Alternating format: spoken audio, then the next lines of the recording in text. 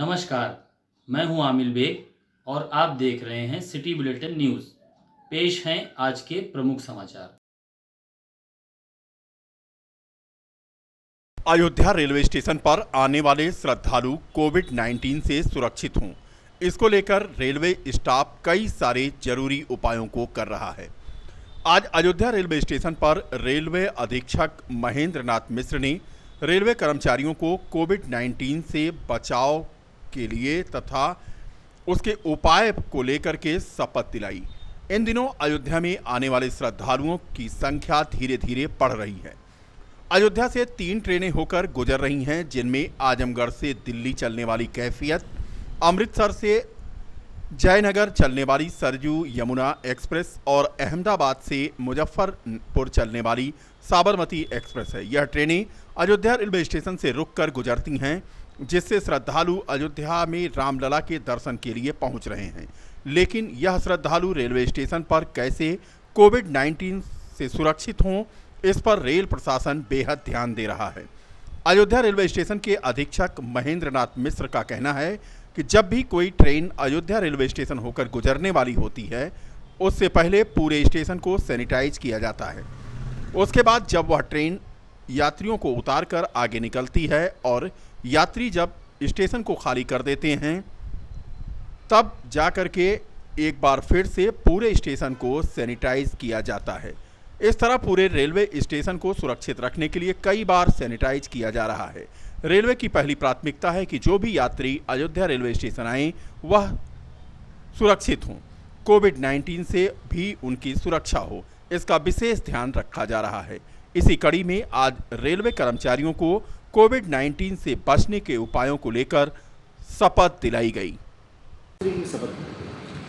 आज जो शपथ ली गई वो इस कोविड-19 को ध्यान में रखते कोविड-19 से बचाव के लिए ली गई, क्योंकि अयोध्या स्टेशन एक रेलवे स्टेशन के साथ ही एक धार्मिक नगरी का स्टेशन, महत्वपूर्ण स्टेशन है। तो यहाँ पे तमाम श्रद्धालु दूर दराज से आते हैं और यहाँ दर्शन भाव से आते हैं, श्रद्धा भाव से आते हैं, यहाँ से जाते हैं। तो क्योंकि एक देश के हर कोने से आते हैं, तो उनकी सुरक्षा, उनकी स्वास्थ्य को देखते हुए हमारे यहाँ उस कोविड-19 से बचाव के लिए वो उपाय तो ऑलरेडी हम लोग करते ही हैं। उसी क्रम में आज हमारे रेलवे बोर्ड से जो है एक दिशा निर्देश पूरे जोनल रेलवे को दिया गया था कि एक टाइम निर्धारित किया गया था, एक आंदोलन बना के कि 11:30 पे जो है पूरे जोनल, डिवीजनल, हर स्टेशन के स्तर तक हर स्टाफ का शपथ दिलाया जाए। उसमें एक शपथ का एक रूप रेखा था, उसी पे हम लोगों ने उसमें सारे अपने स्टाफ को, सारे जितने थे सफाई कर्मियों को, सबको शपथ दिलाया। अच्छा, सैनिटाइज करने की क्या व्यवस्था है अपने यहाँ? सैनिटाइज करने की ये व्यवस्था, क्योंकि हमारे यहाँ 3 जोड़ी गाड़ियाँ हुई ठहरती हैं, तो उन गाड़ियों के आने से जो शेड्यूल टाइम है उसके 1.5 घंटे पहले, 90 मिनट पहले जो टाइम है कि इसके पहले ही यात्रियों को एंट्री दी जाएगी, उसके पहले ही हम उसको पूरे स्टेशन को, जो सीट बेंचेज हैं, प्लेटफार्म है, सतह है, वेटिंग रूम है, इस सबको पूरी तरह से सैनिटाइज कराते हैं। और गाड़ी जाने के बाद, गाड़ी जब भी एक्चुअल डिपार्चर होती है उसके जाने के बाद फिर से जो है दोबारा उन चीज़ों को, सारे प्लेटफार्म को और जो बेंच है और एग्जिट जो एरिया है उस सब पे पोछा लगा के सारे सैनिटाइज करा के उसको फिर से ओके कराते हैं। अच्छा सुनो, आगे बढ़ने से पहले हमारे चैनल को सब्सक्राइब करें और बेल बटन दबा देना ताकि हमारी अगली वीडियो मिस ना हो जाए। जमीनी विवाद को लेकर 2 पक्षों में जमकर मारपीट हुई। आधा दर्जन के करीब लोग इस मामले में घायल हुए। बावजूद स्थगन आदेश के आबादी की भूमि पर दरवाजा खोलने को लेकर यह विवाद हुआ। सूत्रों की माने तो अराजक तत्वों द्वारा जमीनी विवाद को जातिगत रूप देने की भी यहां पर बड़ी कोशिश की गई, लेकिन पुलिस की सक्रियता के चलते माहौल बिगाड़ने की योजना फेल हो गई। डीआईजी एसएसपी दीपक कुमार ने मौके पर पहुंचकर पूरे प्रकरण का जायजा लिया और आवश्यक कार्रवाई का निर्देश दिया। गांव में पुलिस व पीएससी के जवान तैनात किए गए। यह पूरा मामला है थाना रौनाही के ग्राम पूरे भग्गू का पूर्वा का। यहाँ पर यह जमीनी विवाद काफ़ी दिनों से चल रहा था, लेकिन मामले की अनदेखी हो रही थी और आखिर में हो गई मारपीट और इस मारपीट में कई लोग घायल हो गए। लेकिन मामला तूल पकड़े। इससे पहले एसएसपी ने सक्रियता दिखाई और उन्होंने स्वयं मौके पर पहुंचकर कार्रवाई की। रौनाही का मामला है, बग्गूपुरा विधानसभा का, और ज़मीन हम लोगों ने स्टे करा दिया था। हमारी अपनी ज़मीन थी, ज़बरदस्ती बना रहे थे केवट लोग, हमने उसको स्टे कराया। उसी को लेकर के ये जो है 2 महीने से रोज़ लड़ाई दंगा मारपीट जो है करने के लिए जो है, उसके बगल में एक दरवाज़ा फिर दूसरे में खोल दिया। उसको हम लोग मना किया कि ऐसा ना करिए जो है। कई बार ऐसा 107/16 हो चुका है, वो लोग मान नहीं रहे थे। कल शाम को खाना खा रहे थे, हमारा साला दुकान से आ रहा था और उसको मतलब पकड़ लिया। बता दें कि 2 पड़ोसी भोला सिंह और पूनम निषाद के बीच आबादी की जमीन का विवाद था। फिलहाल एसएसपी दीपक कुमार ने सभी को हिदायत दिया कि यह 2 पड़ोसियों का आपसी जमीनी विवाद है, जिस पर न्यायालय से स्टे है। किसी भी जातीय विवाद से इसे जोड़कर ना देखा जाए, अन्यथा सख्त कार्रवाई की जाएगी।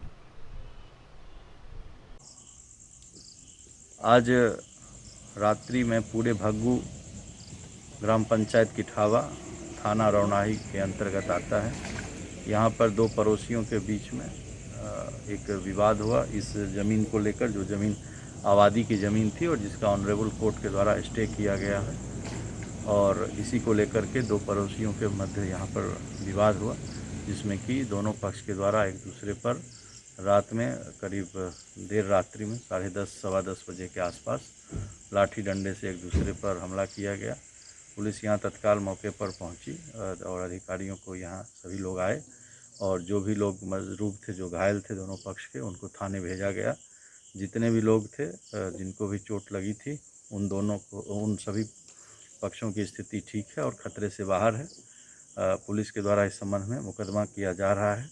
स्थानीय थाने को निर्देशित किया गया है कि इस जगह पर जहाँ पर कि ऑलरेडी स्टे है और जहाँ विवाद किया गया है, यहाँ पर पुलिस की तैनाती कर दी गई है और धारा 145 की रिपोर्ट इस सभी जगह के लिए, जो स्टे की जगह है और इसके बगल की, इसके लिए भी एसडीएम के यहाँ पर तत्काल भेजी जा रही है।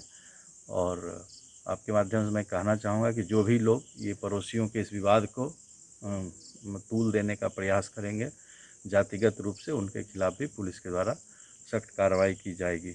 इस पूरे संपूर्ण मामले की जांच मेरे द्वारा एएसपी सिटी को दी गई है और यदि इसमें किसी प्रकार ग्राम गुड़वा थाना रौनाही में कल एक मारपीट की घटना हुई थी, जिसमें यह घटना हुई कि राम अजोरे का एक पुराना मढ़ा था, काफ़ी कई सालों का बना हुआ था, जिसको उसके ठीक सामने जो उसके पड़ोसी हैं राम प्रकाश द्वारा उसको गिरा दिया गया था कुछ दिनों पहले।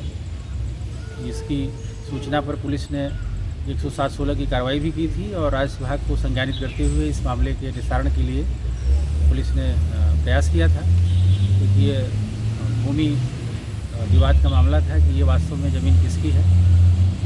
और इसी क्रम में कल पुनः राम प्रकाश के परिवार के लोग और महिलाएं मिल करके राम अजोरे के परिवार वालों के साथ इन लोगों ने मारपीट किया और इसी मारपीट के दौरान इनके राम प्रकाश के पिता भगवती, जो रिटायर्ड फौजी हैं, ये गिर गए थे, इनको चोट लग गई थी और पुलिस ने तत्काल इसमें 151 की भी कार्रवाई की थी और अभी तक कोई तहरीर प्राप्त नहीं हुई थी। अभी एक तहरीर प्राप्त हुई है, जो भगवती जो रिटायर्ड फौजी हैं उनकी तरफ से ये तहरीर प्राप्त हुई है, जिसमें अभियोग पंजीकृत किया जा रहा है और सही तथ्यों के आधार पर इसमें विधिक कार्रवाई।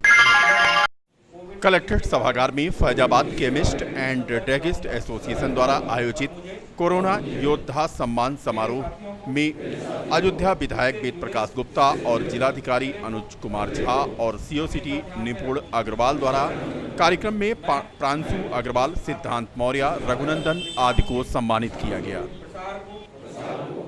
इस कार्यक्रम में जिलाधिकारी व एडीएम कार्यालय के समस्त कर्मचारियों को जिलाधिकारी व विधायक द्वारा सम्मानित किया गया। सम्मान समारोह में विधायक व जिलाधिकारी द्वारा कोविड-19 महामारी के दौरान ड्रग्स एसोसिएशन के योगदान एवं सहयोग की सराहना की गई। इस अवसर पर जिलाधिकारी द्वारा कोविड-19 महामारी के दृष्टिगत लॉकडाउन के दौरान मुख्यमंत्री द्वारा सही कदम उठाए गए थे, जिस पर जिला प्रशासन द्वारा बेहतर क्रियान्वयन करते हुए लोगों को बेहतर सुविधाएं प्रदान करने के बारे में उन्होंने अवगत कराया। बता दें कि जिलाधिकारी का कहना था कि वर्तमान समय में जिला प्रशासन की सभी टीमें पूरी तन्मयता के साथ अपना अपना कार्य कर रही हैं। घर घर पर उपचार लेने सभी रोगियों से नियमित रोजाना उनके स्वास्थ्य की जानकारी भी ली जा रही है और उन्हें बेहतर चिकित्सीय सुविधा एवं सुझाव के साथ साथ रोग प्रतिरोधक क्षमता बढ़ाने वाले औषधियों एवं दवाइयों को उपलब्ध कराया जा रहा है। कांग्रेस वर्किंग कमेटी के सदस्य तथा पार्टी की आउटरीच कमेटी के प्रदेश प्रभारी बनाए जाने के बाद लखनऊ से सिद्धार्थनगर जाते समय प्रमोद तिवारी का अयोध्या की सीमा में स्वागत किया गया। अयोध्या पहुंचे कांग्रेस नेता प्रमोद तिवारी का स्वागत जिलाध्यक्ष अखिलेश यादव, पूर्व प्रदेश सचिव सुनील पाठक की अगुवाई में कांग्रेस जनों ने किया। श्री तिवारी इसके बाद अयोध्या पहुंचकर हनुमानगढ़ी पहुंचे और वहां उन्होंने माथा टेका। बाद में पत्रकारों से बात करते हुए उन्होंने कहा कि हाथरस में गरीब मां बाप की बेटी के साथ पहले बलात्कार किए जाने का मुकदमा न लिखा जाना तथा उसके बाद पीड़िता के इलाज में घोर लापरवाही होना संवेदनहीनता की चरम सीमा है। दूसरी ओर पीड़ित परिवार के अंतिम दर्शन करने के लिए उनके मां बाप के अनुरोध को ठुकराकर आधी रात तेल डालकर जला दिया जाना भी बेहद दुर्भाग्यपूर्ण है। के साथ हिंसा होती और हिंसा के बाद उपचार में उसको सहयोग नहीं मिलता, जब कुछ सांसें रह जाती तो दिल्ली ले जाया जाता है बेहतर इलाज के लिए। फिर मेरे ख्याल से हिंदू धर्म के पूरी तरह विपरीत आचरण किया सरकार ने कि बलपूर्वक माँ बाप परिवारजनों को बंद कर दिया और सूर्यास्त के बाद उनकी परंपरा के अनुसार दाह संस्कार नहीं होता, लेकिन वहां दाह संस्कार सूर्यास्त के बाद किया गया, तेल छिड़क के किया गया। क्या अगर वो एक गरीब की बेटी न होती तो किसी के साथ ये हिम्मत पड़ती? क्या आवश्यकता थी रात में 2:30-3 बजे करने की? 2 घंटे बाद सूर्योदय हो जाता, तब कर दिया जाता। क्या छिपाना चाहती है सरकार? आज इस सरकार ने एक बड़ा काम किया है। महिला आयोग 2 महीने से नहीं है, उसका गठन नहीं कर रही। क्षेत्र पंचायत की ब्लॉक बीकापुर सभागार में हुई बैठक में करीब 1.25 करोड़ रुपए का बजट पास कर 62 परियोजनाओं का लोकार्पण किया गया। यह अब तक का सबसे बड़ा कार्य ब्लॉक प्रमुख के प्रयास से कराया गया। ब्लॉक प्रमुख संतोष कुमार सिंह ने कहा कि क्षेत्र का कोई भी गांव विकास से वंचित न होने पाए, इसका पूरा ख्याल रखा गया है। जैसे जैसे बजट मिलेगा सभी गांवों में विकास कार्य प्राथमिकता के आधार पर पूरे होंगे। इसमें किसी तरह की लापरवाही क्षम्य नहीं होगी। एसडीएम दिग्विजय प्रताप सिंह, प्रभारी खंड विकास अधिकारी स्वप्निल यादव ने पात्र व्यक्तियों को योजनाओं का लाभ दिलाने व गांव तक योजनाओं की जानकारी पहुंचाने की अपील की। एसडीएम ने कहा कि ग्रामीण महिलाओं को राष्ट्रीय आजीविका मिशन के माध्यम से स्वावलंबी बनाने पर विशेष ध्यान दिया जाए। महिलाओं को सशक्त बनाने के दृष्टिकोण से यह कार्यक्रम चलाया जाएगा। बैठक में क्षेत्र पंचायत सदस्य, ग्राम प्रधान व विभिन्न विभागों के अधिकारियों के उपस्थित न रहने से काफी आक्रोश दिखा। कई क्षेत्र पंचायत सदस्यों ने अपात्रों का पात्र गृहस्थी का राशन कार्ड बनाए जाने का मुद्दा उठाया। किसान सम्मान निधि फार्म में काफी त्रुटियां मिलने का भी मामला यहां गर्म रहा। बैठक में ADO panchayat Ramashankar Singh, SDO ISB Badri Prasad Verma, BDC Rajesh Kumar, Surendra Kumar Yadav समेत तमाम लोग यहां मौजूद थे।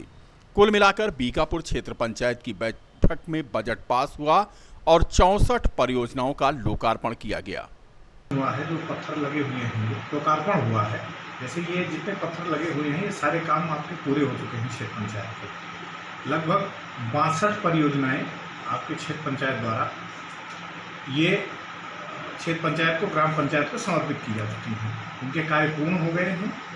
आज उनका लोकार्पण किया गया एसडीएम महोदय के द्वारा। मैं भी था, हमारे जो है वीडियो साहब थे और क्षेत्र की जनता, सम्मानित ग्राम प्रधान, क्षेत्र पंचायत सदस्य, ये सारे लोगों के साथ मिलकर आज हम लोगों ने इन सारी परियोजनाओं का लोकार्पण किया है। कार्यकाल में प्राथमिकता ये रहेगी कि हम लोग प्रयास करेंगे कि जो कुछ ग्राम पंचायतें, क्षेत्र पंचायतें छूटी हुई हैं। सिविल लाइन स्थित भारतीय जनता पार्टी कार्यालय में आयोजित पत्रकार वार्ता के दौरान भाजपा किसान मोर्चा के क्षेत्रीय उपाध्यक्ष हरीश श्रीवास्तव ने कहा कि कृषि विधेयक को लेकर विपक्ष जनता को गुमराह कर रहा है, जबकि इस विधेयक से कृषि क्षेत्र में अभूतपूर्व क्रांति होनी है। यह आरोप साजिशपूर्ण है कि इस विधेयक में न्यूनतम समर्थन मूल्य को खत्म करने व मंडियों को खत्म करने का कोई प्राविधान है। सच्चाई यह है कि मंडियां भी पूर्व की भांति संचालित होती रहेंगी।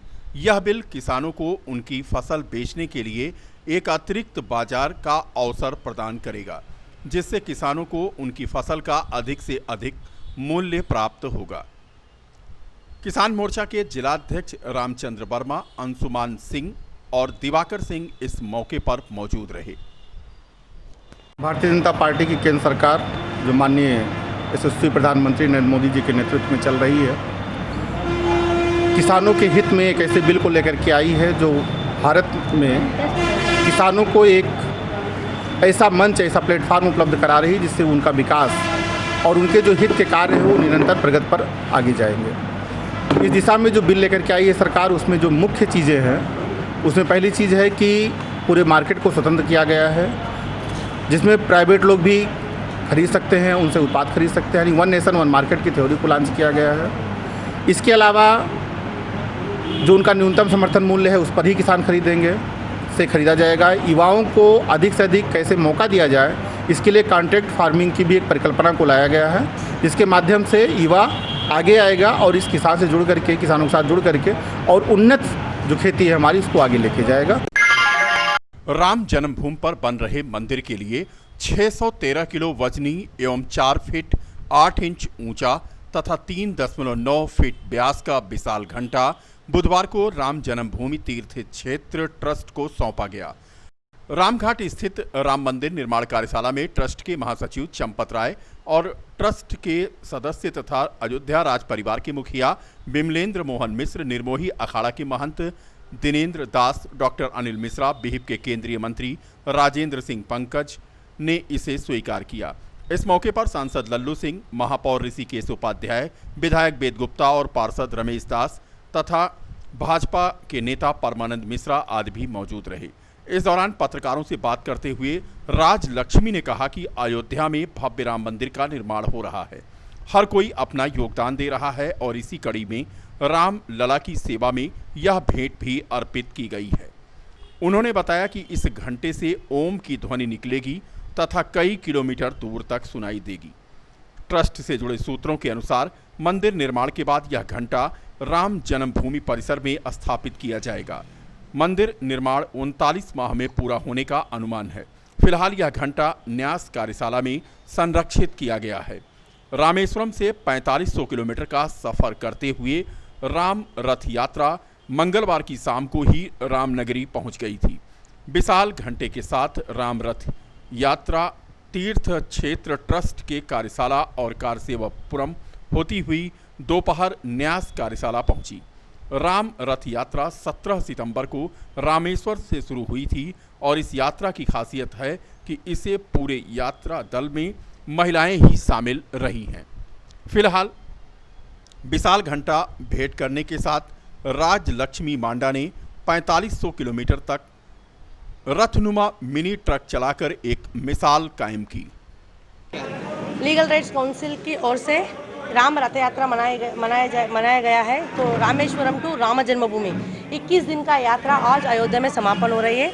मैं राजलक्ष्मी मंदा हूँ, लीगल राइट्स काउंसिल इंडिया का जनरल सेक्रेटरी हूँ और इस घंटे को हमने हमारी संस्था की ओर से हमने मनाया है। 613 किलो का घंटे है, 4.1 फीट हाइट और 3.9 फीट विड्थ इसका है और इस घंटे को बजाने से 8 किलोमीटर की रेडियस में इसका साउंड सुनती है और इसका शब्द ओम से शुरू होती है। अगर बजाने समय आप नोटिस करेंगे तो इसका शब्द ओम से शुरू होती है।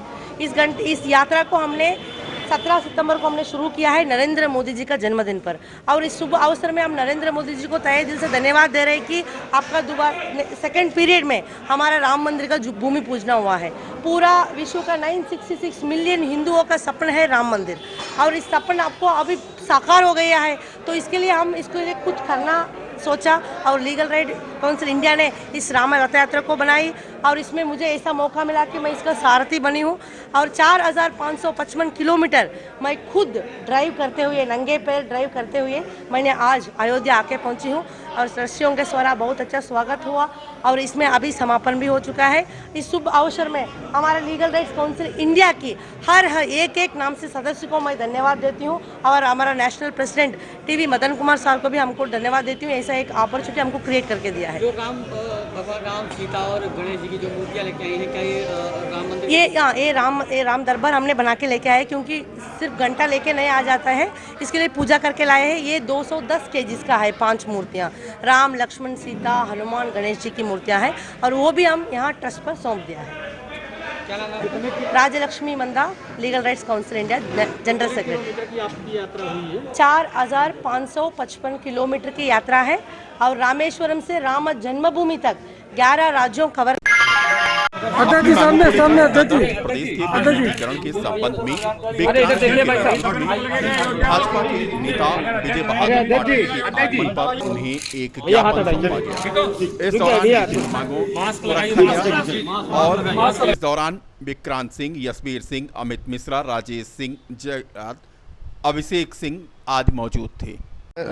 सन 2000 से राजकोष से पूर्ण वेतन प्राप्त कर रहे हैं, और अब स्थिति ऐसी आ रही है कि सरकार जो है हम लोगों को नौकरी से चयन बोर्ड के जो कैंडिडेट हैं उनको भेज करके बाहर करना चाह रही है। तो इसीलिए हम लोग जो है यहाँ जा कर के माननीय प्रदेश उपाध्यक्ष जी से हम लोगों ने निवेदन किया कि हम लोगों की बात जो है शासन और सरकार में बैठे लोगों तक पहुँचाई जाए। क्या नाम है? यशवीर सिंह। भाजपा ने त्रिस्तरीय पंचायत चुनाव की तैयारियां तेज कर दी हैं। अयोध्या, बाराबंकी व अम्बेडकर नगर जनपद की तैयारियों को लेकर कौशलपुरी स्थित सुरेंद्रलान में जिलों के जिला पंचायत व ब्लॉक चुनाव संयोजकों व जिलाध्यक्षों की बैठक हुई। बैठक में चुनाव में नाम बढ़वाने, मतदाता पुनरीक्षण, पर्व सीमन तथा आरक्षण के विषय में चर्चा हुई। चुनाव को लेकर पार्टी को सक्रिय करने के लिए निर्देशित किया गया। यूपी के पंचायत चुनाव प्रभारी, प्रदेश उपाध्यक्ष व विधान परिषद सदस्य विजय बहादुर पाठक ने कहा कि चुनाव के संयोजक व पार्टी पदाधिकारी बैठकें करके चुनाव में विजय हासिल करने की प्रभावी रणनीति पर प्रत्येक बूथ पर पार्टी व प्रवास के माध्यम से मतदान के लिए केंद्र व प्रदेश सरकार किसानों, गरीबों व मजदूरों के प्रति। इस दौरान क्षेत्र पंचायत चुनाव प्रभारी प्रताप सिंह ने कहा